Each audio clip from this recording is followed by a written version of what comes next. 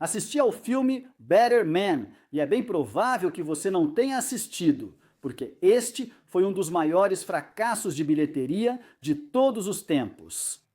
E talvez você esteja pensando, ah caramba, ele vai explicar por que o filme é tão ruim. Só que não vou, porque eu gostei bastante na verdade. Não estou dizendo que você precise correr para assistir. Não é algo indispensável, mas é um filme razoável. E com certeza não merece ser um dos maiores fracassos de bilheteria de todos os tempos. Agora, uma das razões pelas quais foi um fracasso tão grande é que custou uma fortuna para ser feito. É uma cinebiografia do cantor Robbie Williams. E se você é americano, o que vale para cerca de um terço de vocês, querendo dizer dos Estados Unidos, é bem provável que nem tenha ouvido falar dele. Então talvez eu deva explicar que ele foi, e até certo ponto ainda é, um dos artistas fonográficos mais famosos do mundo. Ele assinou um contrato recorde com uma gravadora pelo maior valor em dinheiro já pago. Ele é a única pessoa a ter igualado o recorde dos Beatles de 15 álbuns em primeiro lugar nas paradas. E por 10 anos seguidos foi o artista fonográfico mais tocado. Então sim, ele era realmente muito famoso, mas ele nunca estourou nos Estados Unidos. E acho que uma das razões pelas quais não estourou por lá foi por não ser exatamente um cara bonzinho o suficiente. Eu vi um programa na televisão em que ele viajava pelos Estados Unidos tentando conquistar o país. E ele ficava dizendo, em entrevistas na TV, coisas completamente fora do ar, pelo menos nos Estados Unidos, coisas que jamais seriam ao vivo. Na Grã-Bretanha, as pessoas teriam achado: ah, que moleque atrevido! Mas lá, acho que pensaram: não gostamos desse cara, acho que não dá para usar muito desse material. Enfim, ele não estourou nos Estados Unidos, mas no resto do mundo foi absolutamente gigantesco. E este filme ganhou prêmios em efeitos especiais. Certamente não por retorno nas bilheterias. Agora, já houve muitas cinebiografias de artistas de rock. Talvez você tenha visto a que fizeram recentemente sobre o Queen. Já fizeram sobre Elton John, Johnny Cash, Amy Winehouse e Elvis recentemente, e geralmente foram bem recebidas. Esta, porém, não foi. Rocketman, o filme sobre Elton John, custou 40 milhões para ser feito e arrecadou muito mais nas bilheterias. É tão caro porque quase todas as cenas do filme inteiro são cenas complexas de efeitos especiais, já que o personagem principal é um chimpanzé antropomorfizado. Mas espere um pouco, você pode estar pensando, ah não, é o Robbie Williams, certamente será um ator interpretando o Robbie Williams. Não, são vários atores com roupas de captura, de movimento interpretando o chimpanzé, cuja voz depois é feita como se fosse a de Robbie Williams. Os efeitos especiais foram feitos extremamente bem pelas mesmas pessoas que fizeram o filme Planeta dos Macacos. Então eles têm muita experiência em fazer o rosto de um macaco parecer realmente expressivo. Na verdade, houve algumas vezes em que pensei, aposto que a equipe de efeitos especiais fez esse rosto mais expressivo do que o ator com a roupa de captura de movimento conseguiu. É um rosto de chimpanzé realmente expressivo, e fazer o personagem principal um chimpanzé resolve diversos problemas. Para começar, a história se passa ao longo de muitos anos, e você tem aquele problema típico das cinebiografias, não é? Porque teria que trocar os atores. Você teria o Robbie menino, o Robbie adolescente e depois o Robbie adulto. Então, numa cinebiografia convencional, teriam 3 atores diferentes e haveria pelo menos 2 quebras no filme. Quando, de repente, você tem que se acostumar com o personagem principal tendo agora um rosto diferente e claramente sendo interpretado por outra pessoa, e você só tem que aceitar. Mas eles podem manter o mesmo rosto de chimpanzé, só que envelhecendo. Infelizmente, não foram nem de longe tão consistentes com a voz. Em algumas cenas, é realmente a voz do próprio Robbie Williams. Em outras, é um entre vários atores tentando imitá-lo, nem sempre com brilhantismo. A voz dele é muito inconsistente, mas o próprio Robbie Williams não teve tempo. Ele ainda se apresenta, faz shows pelo mundo e está criando uma família. Não teve tempo para se dedicar inteiramente à produção de todo o filme interpretando a si mesmo, então teve que entregar o projeto a várias outras pessoas. Em algumas cenas, o chimpanzé é realmente interpretado por Robbie Williams, mas na maior parte do tempo por outra pessoa. Então, por que diabos fizeram dele um chimpanzé? Nenhum outro personagem menciona isso no filme. É como se nós, espectadores, o víssemos como um chimpanzé, mas todos os personagens do filme enxergassem apenas uma pessoa. Então é uma espécie de metáfora, uma declaração artística, e acho que uma declaração perfeitamente razoável. Também é um truque de marketing, não é? Quero dizer, poderia ter dado muito certo. Ah, você já viu a cinebiografia desse cara, em que ele é um chimpanzé do começo ao fim? Ah, que ideia genial! É divertido, sabe? Isso poderia ter atraído bastante público. Chamar atenção, como dizemos na Grã-Bretanha, mas sim, não funcionou. Acho que a maioria das pessoas pensou, ele é um chimpanzé? Ah, isso é esquisito! E não foram assistir. Agora, como cinebiografia, se você esquecer a parte do chimpanzé, é meio que algo padrão. Se você já viu uma dessas cinebiografias de rock, sabe do que estou falando. Você tem a ascensão da miséria à riqueza, os problemas familiares que persistem e assombram a pessoa na vida adulta. Tem o súbito lançamento à fama, a euforia, tudo vai maravilhosamente bem, os fãs estão todos gritando. Temos essa parte. E depois vem o não consigo lidar com a fama, seguido pela dependência química, e tudo dá errado. Conquista a garota, perde a garota, desentendimentos.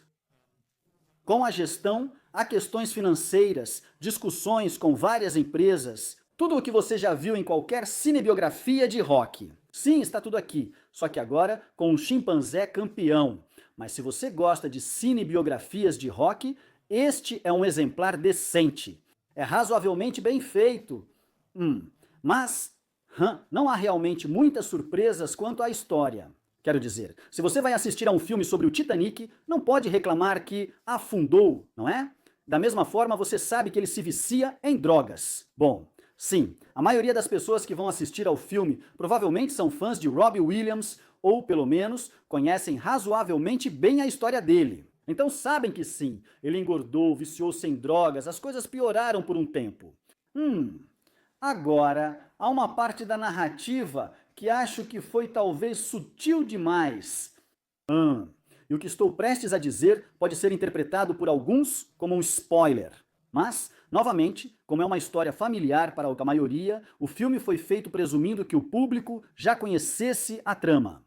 Quando se faz um filme sobre o Titanic, presume-se que o público saiba que o navio vai afundar. Bom, há uma cena em que a câmera muda o foco para algo no chão, do outro lado do cômodo, e parece muito significativo. É uma mudança de foco bem acentuada, voltada para os objetos no chão. E eu não conseguia entender o que era. Seria um monte de roupas íntimas descartadas? Seria um frango de borracha? Não dava para entender direito o que era. E na primeira vez que assisti, não compreendi o que estava acontecendo. Mas assisti tudo de novo, o que raramente faço. E antes disso pensei, vou dar uma olhada de novo naquela parte que não entendi da primeira vez. E retrocedi, não se retrocede um DVD, né? Isso é coisa dos tempos das fitas VHS. Bom, naveguei pelo Blu-ray até aquela cena e examinei com atenção. Congelei a imagem. O quê? Não, eu realmente não conseguia entender o que era, mas depois refleti e deduzi o que poderia ser, então fui a outra parte do filme. Sim, durante uma das grandes coreografias, com música alegre e divertida, e todo mundo dançando euforicamente, durante uma das sequências intercaladas, com aquilo, há várias cenas de outras coisas acontecendo. Uma delas mostra Robbie Williams interagindo com sua namorada, e eles estão se abraçando. Então é óbvio que é para onde seus olhos vão. Mas talvez você não perceba que, em certo momento, ela toca um móvel suspenso acima. É uma cena bem escura, mas há um berço ali. E pensei, será que aquelas coisas no chão são os objetos que estavam pendurados no móvel? Talvez. Houve uma cena que foi cortada em que ela os arranca num acesso de raiva e joga todos os objetos no canto. E então, aquela mudança de foco nos lembraria disso, mas como aquela cena foi cortada, só ficamos ali. Mas o que diabos é isso?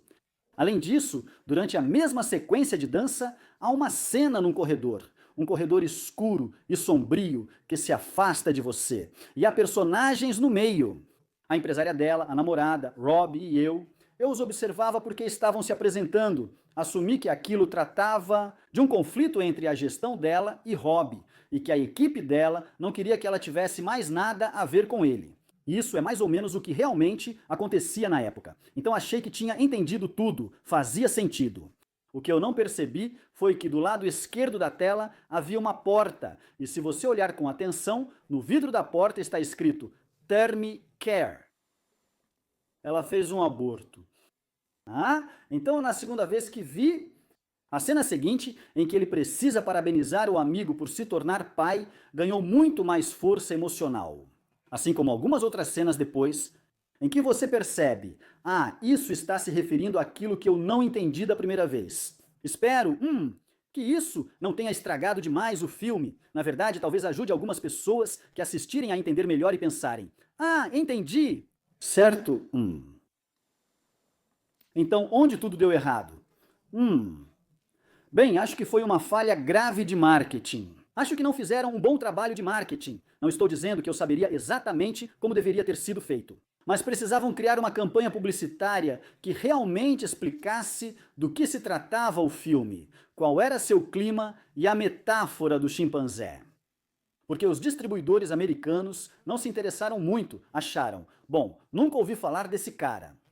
Então, provavelmente, mais ninguém ouviu também. E outras pessoas em outros países simplesmente pensaram, adoro Robbie Williams, quero ver Robbie Williams. Mas é um macaco. O filme inteiro, isso parece meio estranho. E elas não superaram esse obstáculo. Então, se o marketing precisava ajudar o público a passar por cima disso, ele infelizmente parece que não conseguiu. Agora, haverá outras razões? Não sei. Bem, uma das coisas que me impediu de gostar muito do filme é que há várias atitudes do personagem principal que são realmente desagradáveis e bastante incivilizadas. Em alguns momentos, por exemplo, depois de terminar uma bebida numa garrafa de vidro, ele simplesmente a arremessa no campo e ninguém, absolutamente ninguém, o repreende por isso. Isso é mostrado como um comportamento normal ou até mesmo legal. Numa das coreografias, ele chuta uma bola de futebol com muita força na cara de um transeunte inocente e simplesmente continua dançando. Ele vê claramente o que fez. A pessoa cai no chão, visivelmente machucada, mas ele não se desculpa nem nada. Então, novamente, a gente pensa, que moleque atrevido. Aliás, sei que chimpanzés não são macacos. Macacos têm cauda. Chimpanzés são símios. Eu sei disso, mas ele é referido como Uma das razões pelas quais ele é um chimpanzé é que ele às vezes se referia a si mesmo como um macaco performático e era conhecido na mídia por ser meio atrevido feito um macaco. Então dá para perceber que estão explorando justamente esse lado da imagem dele. Mas há algumas cenas espetaculares no filme. Há uma, em especial, uma grandiosa coreografia na Regent Street.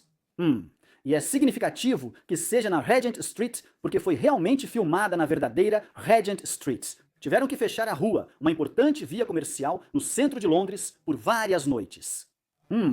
E há centenas de bailarinos, todos reais, na verdadeira Regent Street. Mas como há um chimpanzé feito com efeitos especiais entre eles, você meio que pensa, bom, talvez tudo seja falso. Então imaginei, talvez seja a Regent Street feita por computação gráfica. Não porque você não pudesse filmar de verdade na Regent Street, quer dizer, você não conseguiria mesmo, teriam que fechar a rua por dias. E fizeram 38 tomadas da cena de dança na loja de pianos. Deu muito trabalho e agradeço a eles por isso, porque no fim conseguiram uma tomada ótima. Então há algumas boas sequências musicais com a música de Robbie Williams. A sequência da Regent Street trata do Take That. Robbie Williams costumava fazer parte da banda chamada Take That, e é sobre o Take That. Mostra o salto à fama. No início da coreografia, eles acabaram de assinar o contrato, ao fim dela, todo mundo no mundo já sabe quem são. Então é o momento de ascensão meteórica deles, expresso numa coreografia. Mas não usa uma música do Take That, usa uma música de Robbie Williams, o que imagino que agrade aos fãs dele. E bem, a música combina musicalmente, mas, francamente, historicamente falando, deveria ter sido uma música do Take That nessa sequência. Mas, enfim. Há esse problema, porém, tudo é muito autorreferencial, mesmo ele se mostrando como um chimpanzé. Sou de origem pobre. Sou muito chulo. Já fiz coisas ruins, maltratei minha namorada, engordei e entrei nas drogas. E sabe, ele é meio que um olha só tudo o que eu fiz. Não é? Não está dizendo, ei, Robbie Williams é perfeito em todos os sentidos. Mas Robbie Williams é conhecido por ser muito sincero sobre suas falhas e por mostrar vulnerabilidade. Ao mesmo tempo, o filme inteiro é extremamente autorreferencial, não é? Uau, fizeram um filme de 198 milhões de dólares sobre mim. Será que dá para ser mais autorreferencial que isso? Além disso, não tem o final trágico de Elvis ou Amy Winehouse. Tem o outro final clássico do rock que é: no fim, encontra o amor, conquista a garota, vira um pai responsável, cria a família, supera as drogas, tudo dá certo. E aqui estou eu no palco, sendo o Robbie Williams o melhor do mundo, ele diz. Perto do final. Sim, então o filme meio que quer ter o bolo e comê-lo também. Tenta dizer, olha só, sou muito autodepreciativo. Olha, me representei como um chimpanzé, mas ao mesmo tempo é incrivelmente autorreferencial. Mas consigo até perdoar isso, porque, bem, esse é o Robbie, não é?